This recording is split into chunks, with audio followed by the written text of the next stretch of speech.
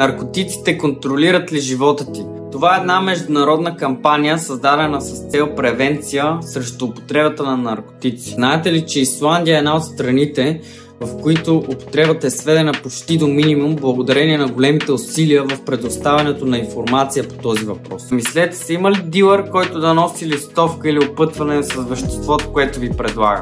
Да ви кажа за страничните ефекти. Скритата листовка, която не е видима, но за съжаление се разбира в последствие, е това, че вашата цел ще бъде да бъдете готови да продадете и най-близките си само за да употребите. Вашата цел ще да ви сочат с пръст като трепка, като наркоман. Вашата цел ще да сте готови да изшмъркате и последната гънка мозък, вървейки към деградация и самоубийство, мислейки си, че взимането на наркотици е правилният избор за вас. В момента 12 годишните няма как да го предвидят това, ако някой не им го каже. Консултанти по зависимости. Потърсете ни за безплатна консултация в социалните мрежи.